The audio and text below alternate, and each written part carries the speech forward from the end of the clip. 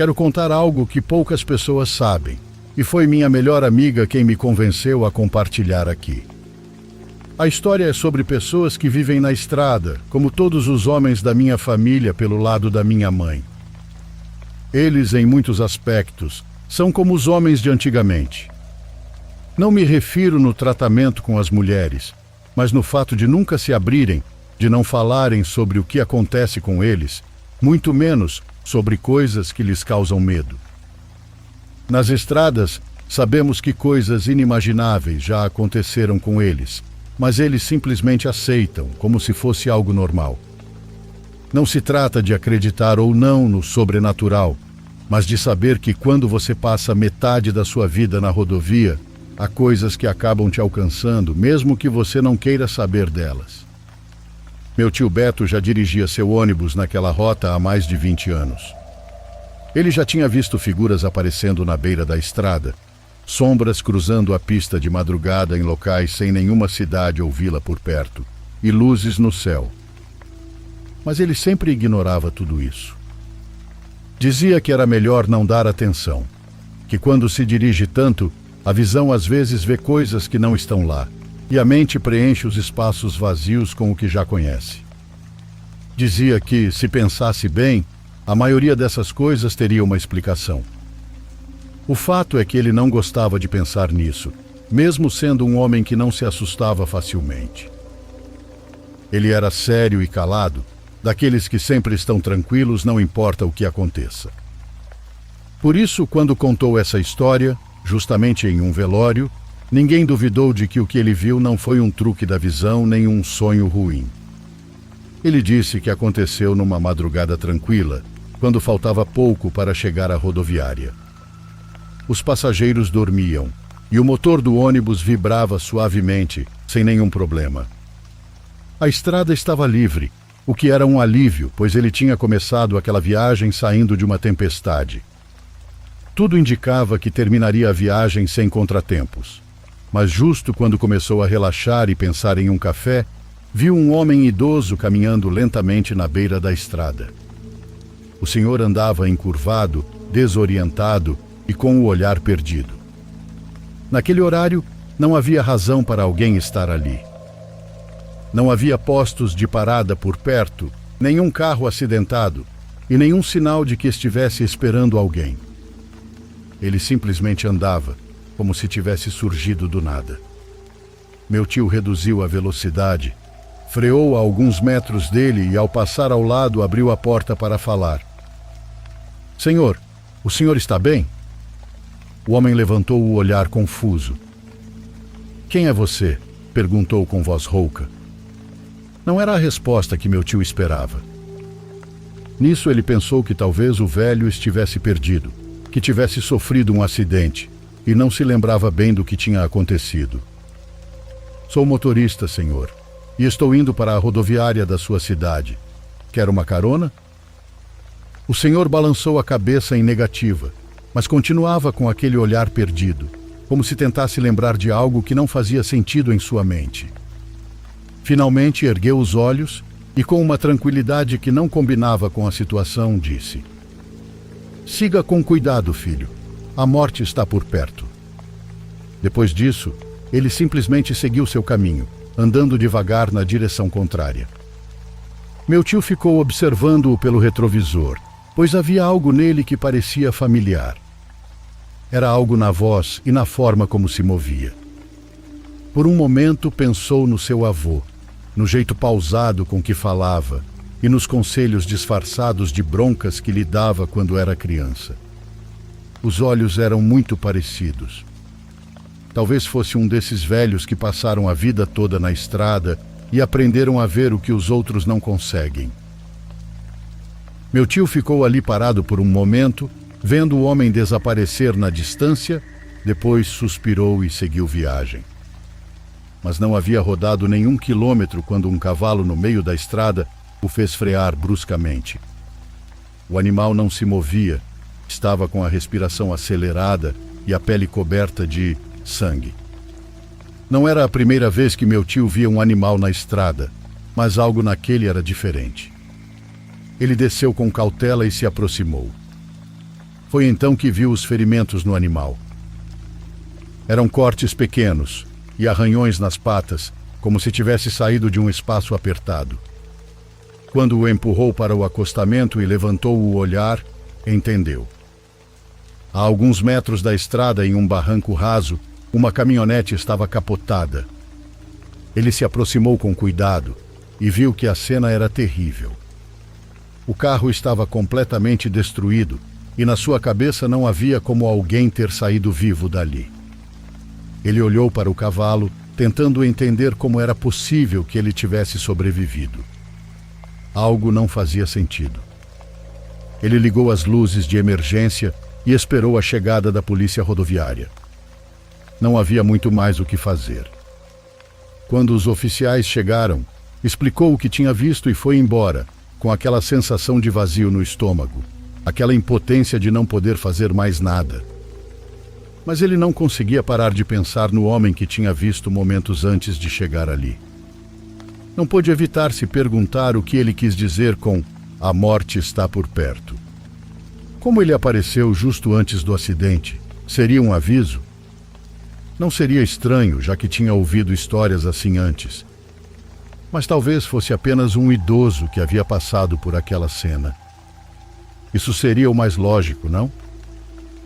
Mas apesar de tudo, o que meu tio sentiu por anos foi que tinha visto o motorista daquela caminhonete. Ele dizia que talvez fosse seu espírito, que entendendo que já estava em outro plano, tentou afastar ele e os passageiros da morte.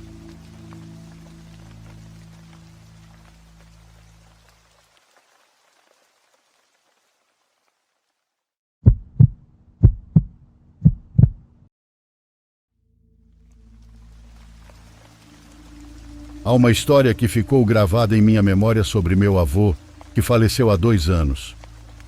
Ele sempre foi um homem sério, de poucas palavras, mas quando se sentava ao redor da fogueira com seu copo de café, era capaz de contar histórias que deixavam qualquer um sem fôlego. Esta é uma das que mais me marcaram na vida, uma história que ele jurava ter vivido quando era jovem. Em um pequeno vilarejo perto de Ouro Preto, meu avô Sebastião chegou ao lugar como um homem trabalhador e destemido. Ali comprou um pequeno terreno nos arredores, construiu sua casa de adobe com as próprias mãos e começou a cultivar a terra. Todas as madrugadas, saía para o campo antes do sol nascer e caminhava pelas ruas escuras, onde poucas casas tinham luz. Mas houve uma madrugada em particular que ele jamais esqueceu. Ele dizia que saiu de casa como sempre, com sua lamparina de querosene em uma mão e o facão preso ao cinto. O vilarejo estava sempre em completo silêncio, e o único som que se ouvia era o ranger da terra sob suas botas e o canto dos grilos. No entanto, enquanto caminhava, de repente sentiu que não estava sozinho. Ao seu lado, seguindo na mesma direção, ia um velho encurvado. Meu avô não o viu chegar, tampouco ouviu seus passos, pois quando saiu de casa a rua estava completamente vazia. O homem simplesmente apareceu ali. Isso o deixou inquieto, pelo fato de todos se conhecerem naquele vilarejo e ele nunca ter visto aquele senhor antes. Ele tentou ignorá-lo, mas então o velho o chamou pelo nome. "Sebastião, você não tem um pouco de água? Estou morrendo de sede." Meu avô se lembrou imediatamente do que seu próprio avô lhe disse quando criança. Se algum dia encontrar alguém que não reconhece no vilarejo, não fale com ele. Pode ser o próprio diabo testando sua fé. Então ele seguiu caminhando sem responder, sem sequer olhar para o homem. Mas o velho insistiu. "Sebastião, por favor, me dê um pouco de água." Meu avô era um homem de bom coração, e embora a advertência do seu avô ecoasse em sua mente, pensou que tudo aquilo não passava de mitos do povo. Então ele olhou de relance para o ancião e sentiu pena. Sua pele era enrugada, os olhos opacos pelo tempo, e as roupas velhas e gastas. O velho mal conseguia andar e apoiava-se em uma bengala. Meu avô não teve coragem de negar um pouco de água àquele homem. "Desculpe, senhor, estava distraído. Tome, pode beber", disse ele pegando o cantil. O velho pegou a água com suas mãos magras e começou a beber. Mas enquanto bebia, começou a rir. Não era uma risada normal. Era uma gargalhada que ressoava como um eco dentro do peito do meu avô. Algo naquela risada fez sua pele se arrepiar. Foi então que percebeu que havia cometido um erro. Sem pensar duas vezes, ele saiu correndo pela rua deserta, gritando por socorro. Enquanto corria, começou a ouvir o som de cascos batendo no chão. Ele não quis olhar para trás, mas o som se aproximava cada vez mais, até que, de repente, sentiu uma corda apertar seu corpo. Meu avô mal teve tempo de reagir antes de ser puxado com força. Ele caiu no chão e sentiu-se sendo arrastado pelas pedras e pela terra. De relance conseguiu ver quem estava em cima do cavalo. Era o velho, e agora estava montado em um cavalo preto, com um sorriso que não parecia de uma pessoa. Ele foi arrastado por várias ruas até que de repente o soltaram. Aquele homem, aquele velho, seguiu galopando até desaparecer em um desfiladeiro. Era como se tivesse um chão invisível. As pessoas que ouviram seus gritos saíram de casa e o encontraram caído no chão, coberto de terra e com o corpo todo machucado.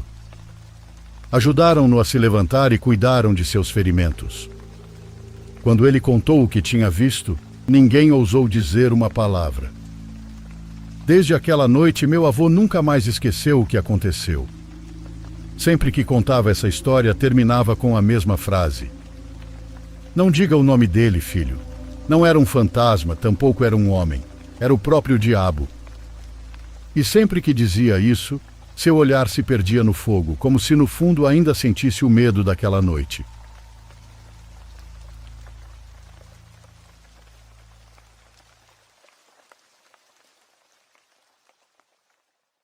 Por favor, curta e se inscreva se você estiver gostando.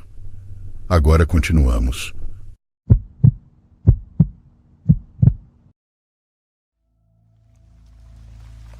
Nasci e cresci na cidade do México e tinha 24 anos quando o grande terremoto de 85 abalou tudo o que eu conhecia.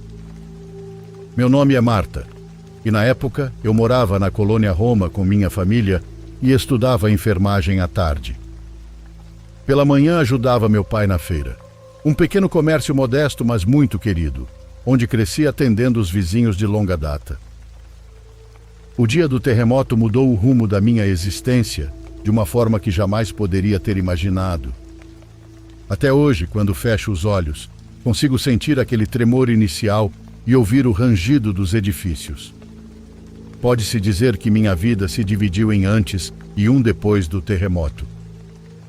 E não me refiro apenas à perda da minha casa ou à incerteza que tomou conta da cidade. Falo também de algo que escapava a toda lógica e que, de certa forma, nos mostrou o quão frágeis somos. Como de costume, lembro-me que naquela manhã acordei muito cedo para abrir a venda com meu pai Uriel. Ele saiu por volta das 6 da manhã para comprar mercadorias no mercado de atacado. Eu fiquei em casa um pouco mais, revisando algumas anotações da escola de enfermagem. Pouco depois das 7h30, saí para a rua. O ar estava fresco, com aquele aroma típico da manhã na cidade, misturado com a fumaça dos ônibus e o burburinho das pessoas indo para o trabalho. O tremor começou às 7h19, segundo os relatos que li depois. Assim que senti as primeiras vibrações, demorei alguns segundos para reagir. Um terremoto, pensei. Em seguida, veio um estrondo que parecia o fim do mundo. Tudo começou a tremer violentamente e, em questão de minutos, muitas construções desabaram como peças de dominó. Saí correndo da feira enquanto as paredes rangiam e tudo tremia. Na calçada, várias pessoas gritavam e algumas choravam. Eu só rezava, pedindo que meu pai estivesse seguro. Quando o tremor diminuiu, a rua ficou coberta de poeira e um silêncio estranho tomou conta de tudo. Não sei dizer se era um silêncio real ou se meus ouvidos estavam temporariamente bloqueados pelo choque, mas o que se seguiu foi pura confusão. Haviam pessoas pedindo ajuda, outras correndo em todas as direções e algumas tentando acalmar os feridos. Logo fiquei sabendo que o desastre era ainda pior do que eu imaginava. Se via dezenas de edifícios colapsados, vazamentos de gás, incêndios e um número incalculável de vítimas. Era como entrar em um mundo diferente, onde a tragédia e a incredulidade se misturavam. Passei horas tentando localizar meu pai sem sucesso. Fui até o mercado de atacado onde ele costumava comprar mercadorias, mas era difícil me orientar. Parte do mercado tinha desmoronado e outras áreas ainda estavam de pé, mas instáveis. Durante essa busca encontrei várias pessoas feridas e não consegui ficar de braços cruzados. Com isso acabei prestando os primeiros socorros que havia aprendido na escola de enfermagem. A esperança de encontrar meu pai vivo me impulsionava a continuar, mas o caos era enorme. Sem notícias dele, senti que a única coisa que poderia fazer, além de percorrer os hospitais lotados e os acampamentos de desabrigados, era me unir aos grupos de voluntários que estavam se organizando para resgatar pessoas presas nos escombros. Pensava que, com um pouco de sorte, poderia encontrar meu pai em alguma dessas brigadas. Se não, pelo menos ajudaria outras famílias a não perderem seus entes queridos. Meu pai, porém, era minha prioridade, pois ele era tudo o que me restava. Me aproximei de um acampamento de voluntários em uma das ruas mais afetadas da colônia Roma. Foi lá que conheci Raul, um homem de quase 40 anos que havia se tornado o líder improvisado de uma equipe de resgate. Ele estava reunindo qualquer um que tivesse mãos dispostas a remover escombros. Me deram luvas e uma máscara de tecido para esse fim. A poeira flutuava no ar como uma névoa, e eu tossia a todo momento enquanto tentávamos cavar em meio aos destroços. Foi então que encontrei um ex-colega do ensino médio que eu não via há anos. Jorge me contou com a voz embargada que seu irmão mais novo havia falecido no desabamento do Hotel Regis, um dos locais mais atingidos no centro da cidade. Ele passou a noite inteira procurando o corpo e só conseguiram identificá-lo por conta de marca de nascença. Ele me disse que não queria que outra família passasse pelo mesmo sofrimento, por isso decidiu se juntar à brigada. Apesar do nosso distanciamento no passado, naquele momento havia algo muito maior do que nossas diferenças pessoais.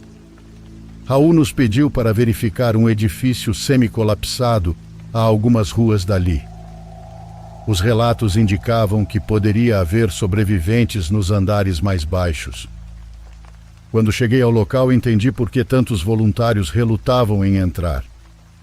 O prédio estava extremamente instável e um simples tremor secundário poderia causar um colapso total.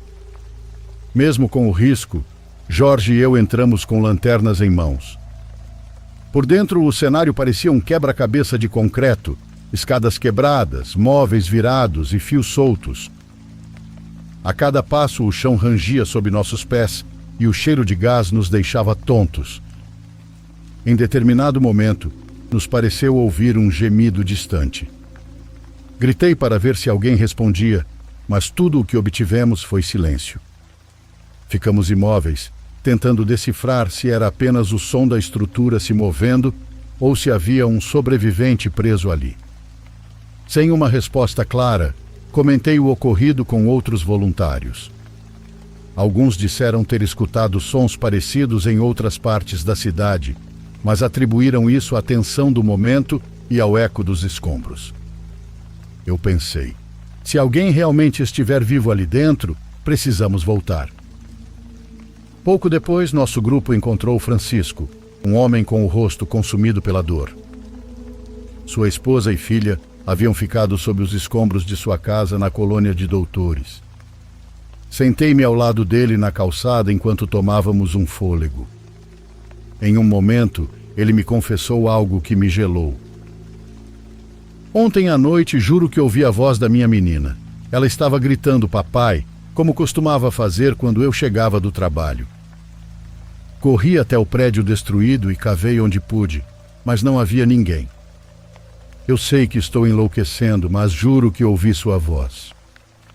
Senti um nó na garganta porque compreendi sua angústia. Além disso, me lembrei do som que Jorge e eu havíamos escutado.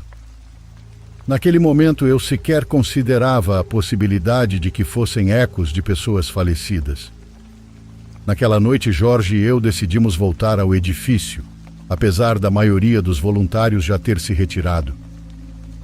Queríamos aproveitar o silêncio relativo para escutar melhor e, se necessário, abrir um novo buraco nos escombros.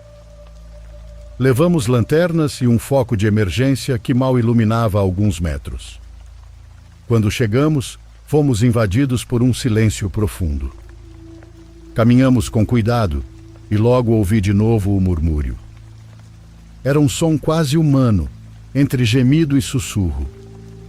Minha pele arrepiou e começamos a gritar. Se alguém pode nos ouvir, por favor, responda.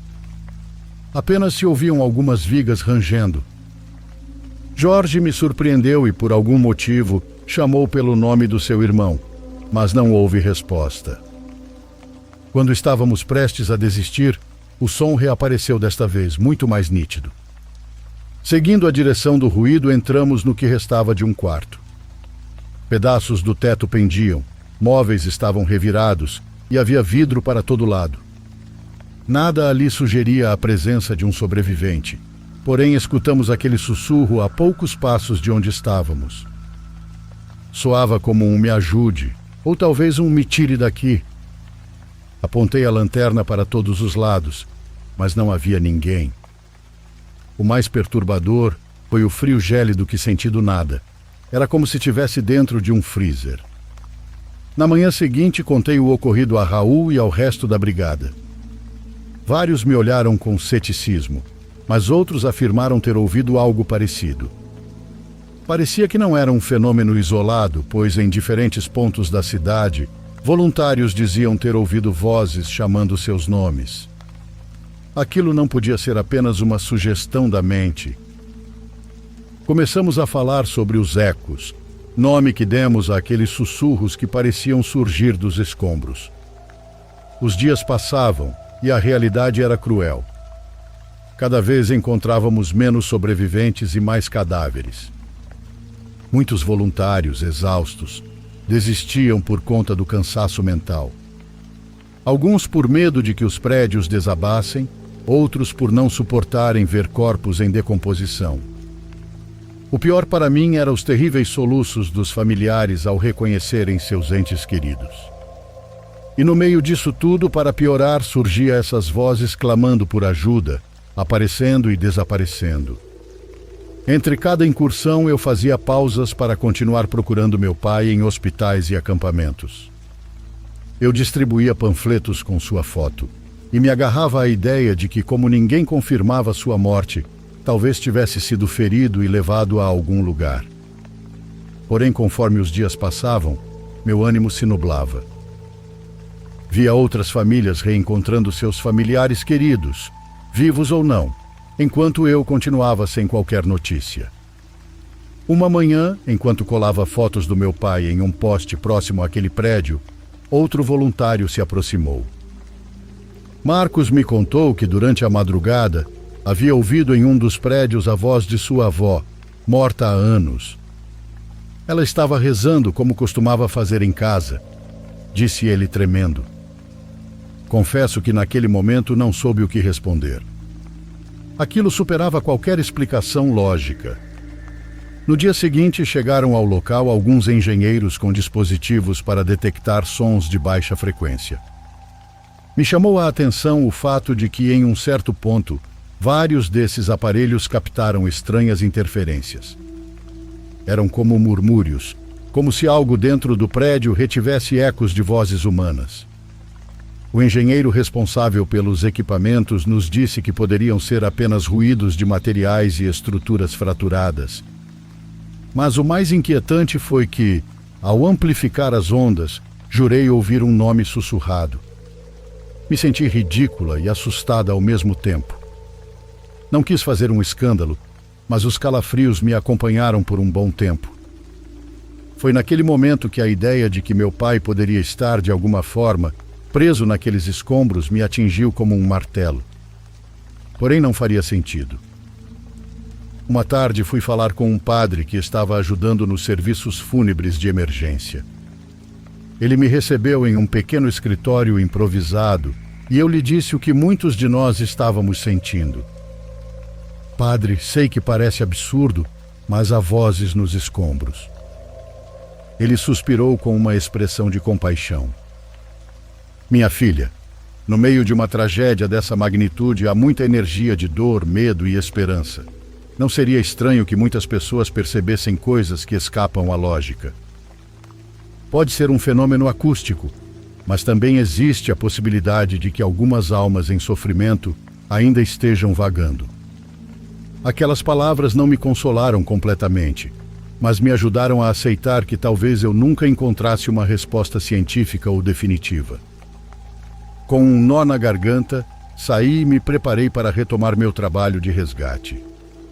Aos poucos, a cidade foi se estabilizando o suficiente para que as demolições controladas começassem.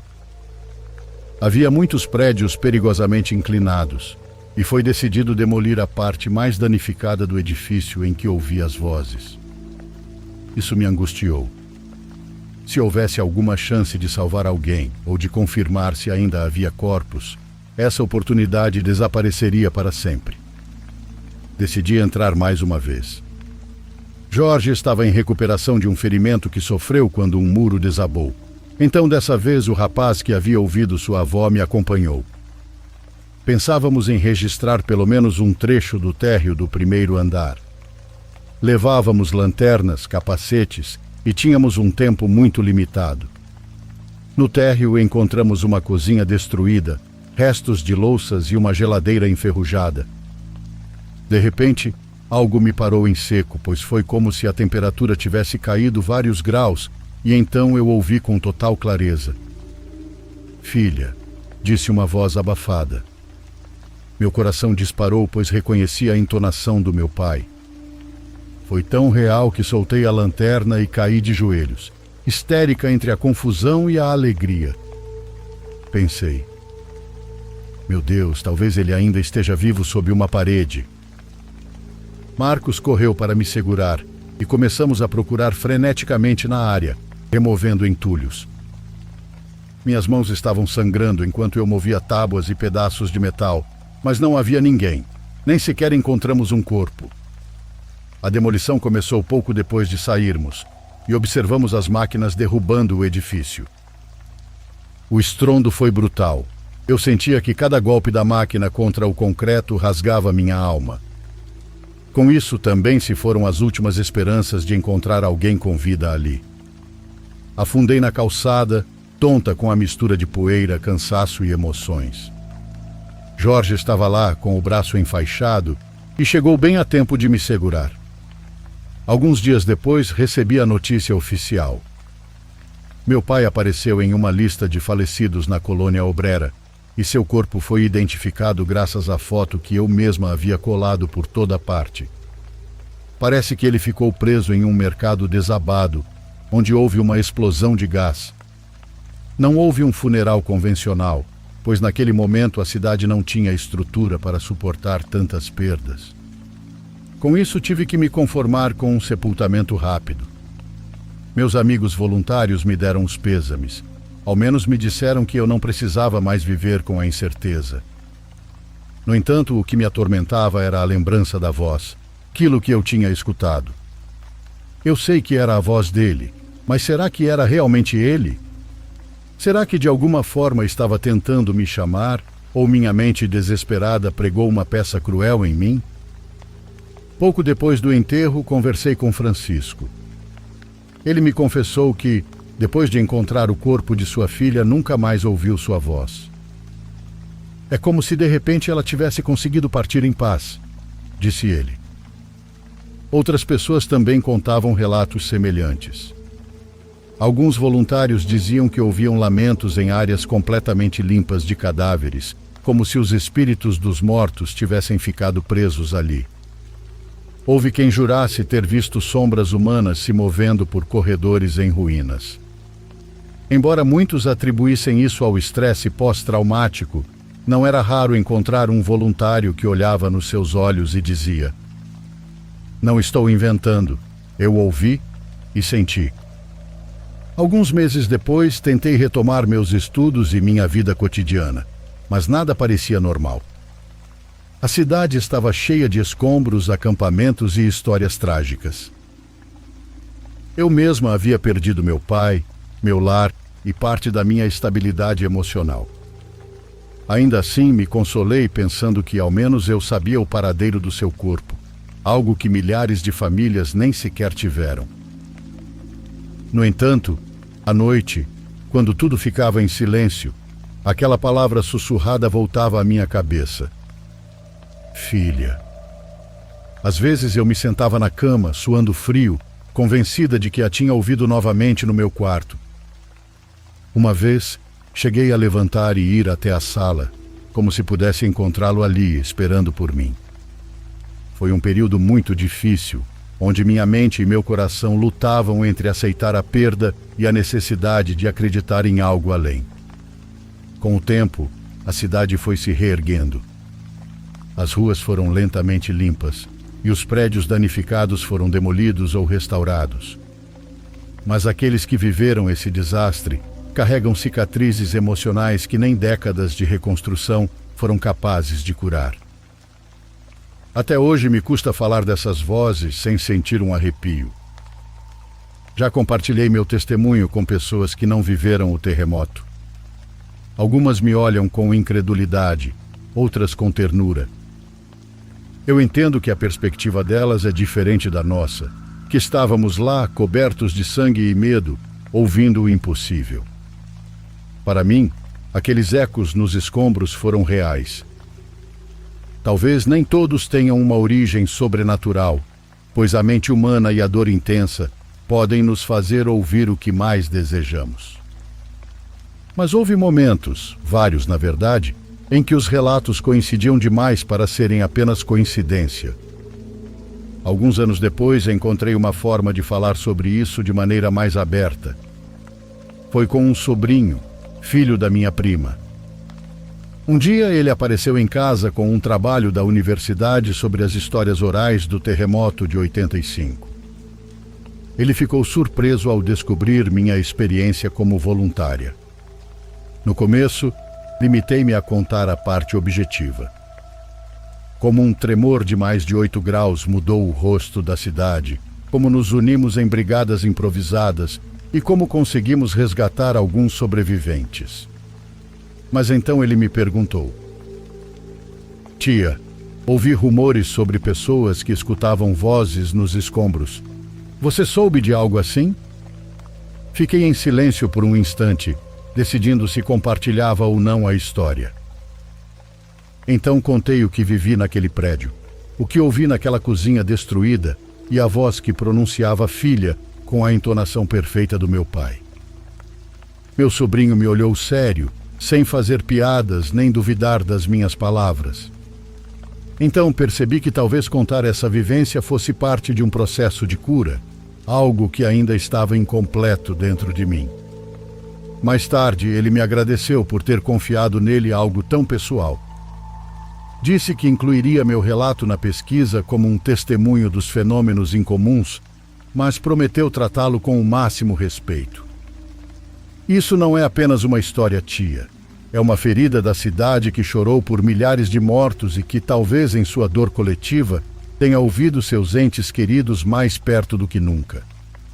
Décadas se passaram, e todo dia 19 de setembro, acendo uma vela para o meu pai e para todas as almas que não tiveram a chance de se despedir. Nessas datas, a memória dói com mais força, e o medo de que a terra volte a tremer nos invade.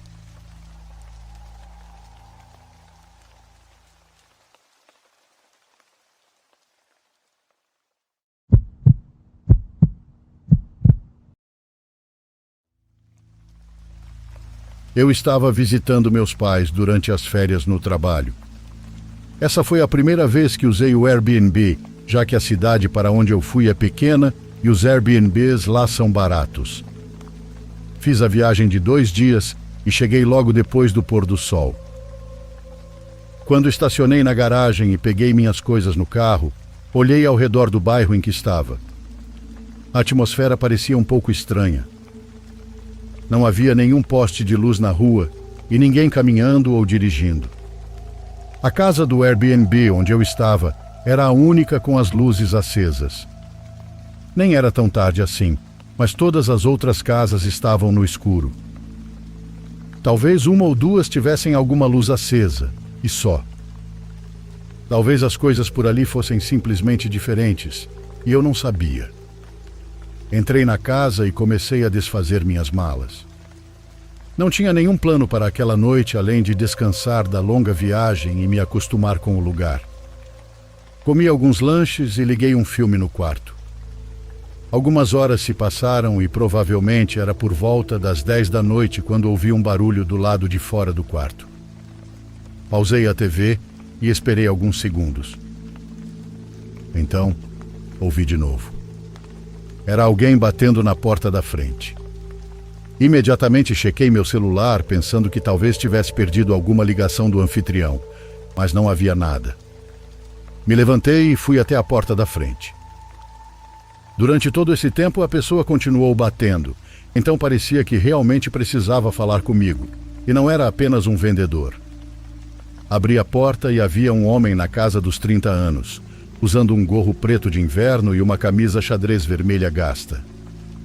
Ele pareceu confuso ao me ver. Eu disse oi, e ele deu um sorriso meio sem jeito, depois voltou a ficar sério.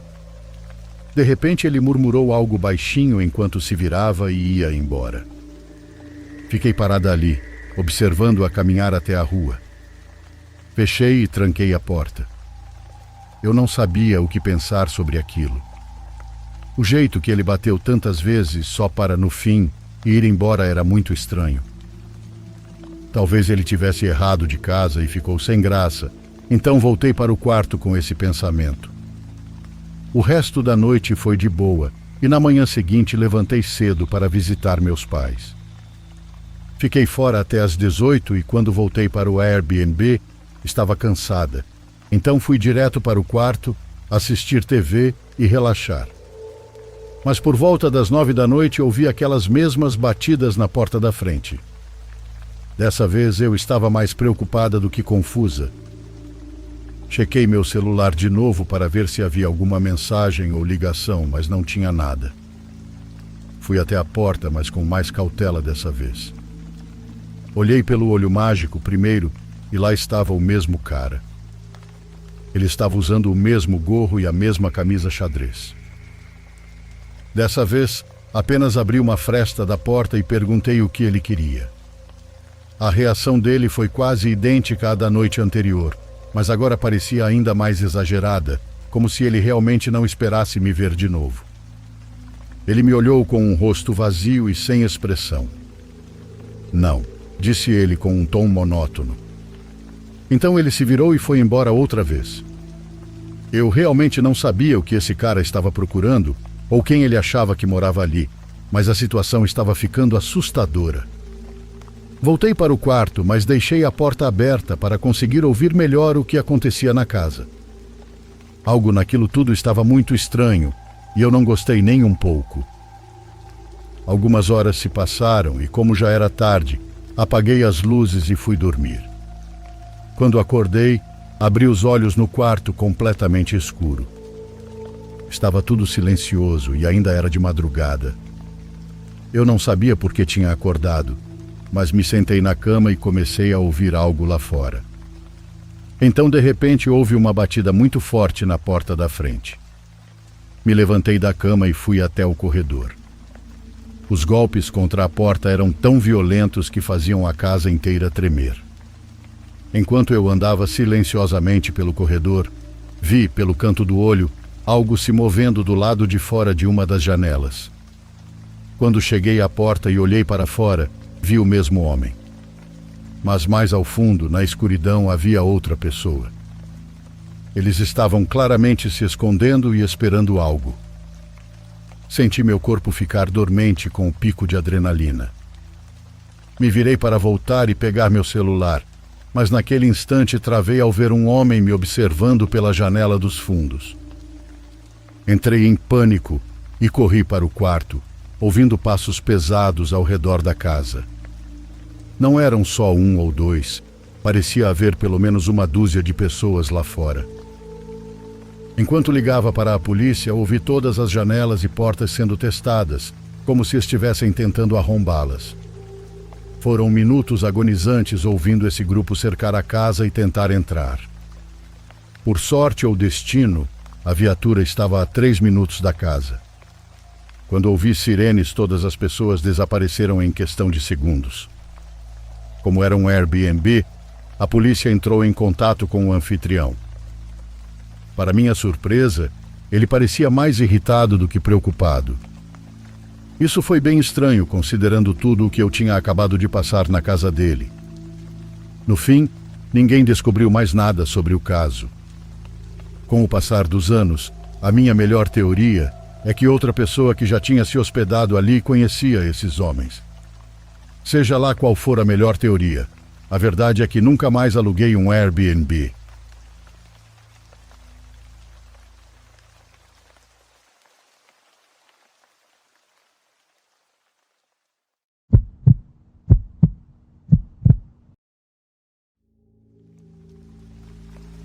Alguns anos atrás, meus irmãos e eu subimos um morro para acampar por um tempo. Quando chegamos ao topo, percebemos que havia um bosque e decidimos passar a noite lá, pois tínhamos tudo o necessário para acampar. Estávamos eu e meus 2 irmãos. O mais velho tinha 23 anos, meu outro irmão tinha 12 e eu 19. À noite montamos o acampamento e supostamente haveria luz da lua. Mas para nossa surpresa, naquela noite não houve nenhum luar. Tudo estava completamente escuro. Então, meus irmãos e eu fizemos uma fogueira para iluminar. Eu dormi sozinha e na madrugada acordei porque ouvi alguns ruídos fora da barraca dos meus irmãos. Me levantei para dar uma olhada. Saí, e a primeira coisa que vi foi meu irmão mais novo falando com alguém e olhando para as árvores. Fiquei com medo, mas me aproximei e ouvi que meu irmão murmurava algo incompreensível. Fui até ele e toquei seu ombro. Ele olhou diretamente nos meus olhos. Seu olhar estava perdido e vazio.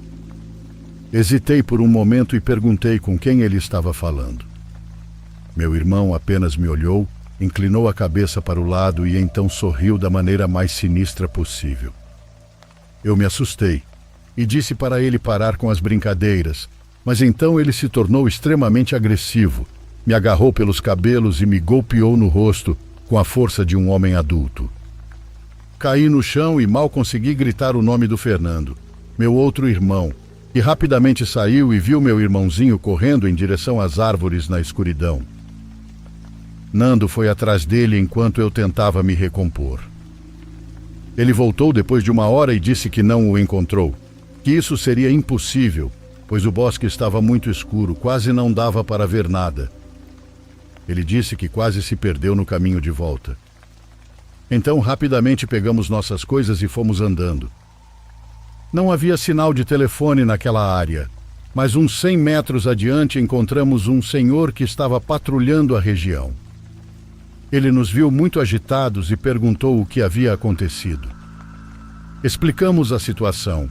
E ele nos levou até uma espécie de cabana, onde fez uma ligação para outros companheiros seus. Um tempo depois, eles chegaram e iniciaram a busca. A busca foi curta, pois encontraram meu irmão dentro de uma pequena caverna, a poucos metros dali. Ele estava tremendo em posição fetal. Quando o vimos, logo perguntamos o que tinha acontecido e por que ele havia feito aquilo. Ele nos contou, tremendo, que se levantou para urinar de madrugada perto de algumas árvores e começou a ouvir uns assobios muito rítmicos que o envolveram em um estado de transe, como se estivesse meditando. Ele ficou ali escutando até que entre os galhos surgiu uma coisa que lhe falava com uma voz muito suave. Ele a descreveu como uma criatura humanoide, parecida com um veado ou alce, mas em pé. A criatura era preta e tinha cerca de 3 metros de altura. Disse que era isso que se lembrava e que não se recordava da parte em que me agrediu e saiu correndo. Meu irmão e eu nos olhamos assustados. O senhor nos ofereceu uma carona até a cidade, que ficava a uns 15 minutos de carro, e agradecemos muito. Meu irmão dormiu durante o trajeto e aproveitamos para perguntar ao senhor se ele sabia de alguma criatura parecida naquele bosque. Ele ficou em silêncio por um momento com as mãos no volante. Então virou-se para nós e disse uma frase que nos deu calafrios. Às vezes, o simples fato de falar dessas coisas dá mais vida a elas, e só morrem quando deixamos de pensar nelas. Isso nos marcou para sempre, ainda mais pensando no fato de como uma simples noite de acampamento acabou se tornando a experiência mais aterrorizante que já vivemos.